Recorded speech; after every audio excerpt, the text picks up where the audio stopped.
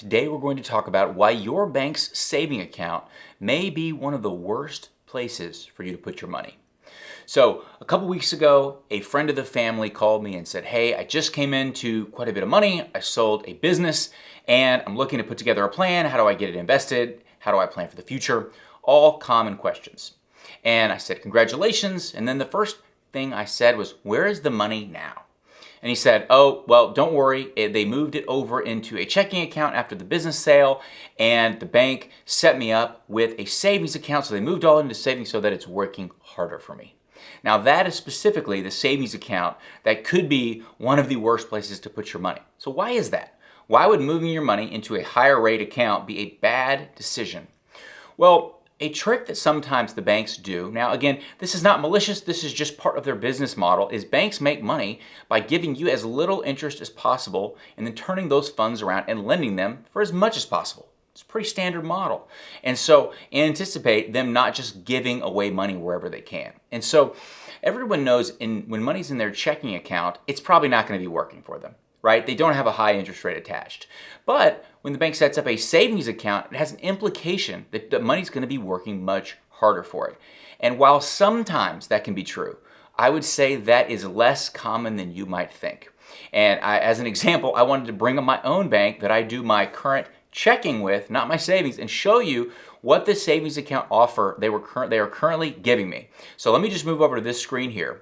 And this is basically telling us at the different rates, if I have $2,500 or less, here's the rate they're going to give me. If I have $2,500 or more, here's what they're going to give me. And it's the same amount. But if I have essentially the standard, so I have no status with the bank, they're going to give me 0.01%.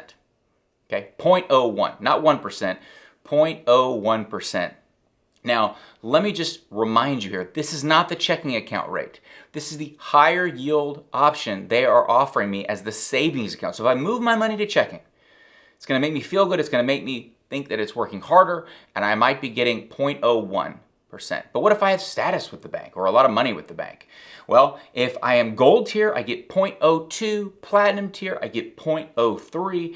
As you can see, this is an essentially meaningless interest rate. This is not 1, 2, or 3%. This is 0.01, 0.02, or 0.03. So essentially, they're still giving me nothing, almost identical to my checking account. So why is that such a bad decision? Well, the reason it's actually, I think, worse than just leaving it in your checking account is because if it's in your checking account and you see a large cash balance, you might at least tell yourself, I know I need to be making this money work harder for me. I need to do something. I need to get it in a higher interest rate solution, and it's going to make you do something. When you sweep it into typically these bank-linked savings accounts, you feel like you've done something, right? Technically, you have done something. It's just not something that's very effective. It's not actually benefiting you. And so it's actually better for just to leave it in checking and then look at that account and make it bother you enough that it's not working hard for you that you actually go find a solution. Because right now, we're in the later end of 2024.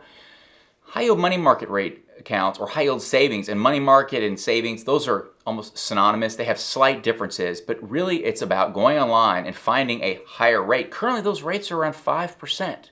And so the difference between 0.01, 0.02, 0.03 is meaningless. What you really want to be looking at is saying, what are my real options here? And sweeping it to your bank savings account. If you actually dig in and say, what rate am I getting? So call your banker, go online and check. And my guess is it's very little. And so even though it feels like I've swept it out of my checking, it's working harder, I'll bet it's not working nearly as hard as you think. And so check your rate and realize that the outside rates outside of your bank are probably dramatically higher, and just spending 20 minutes worth of work setting this up and getting this much higher rate, you still get all the FDIC insurance typically and the same benefits, but you're no longer getting your 0.0 something percent. And when it's all said and done, that with a meaningful amount of money, it's going to make a big difference. I hope you found this helpful. And as always, thanks for investing your time with the Personal CFO.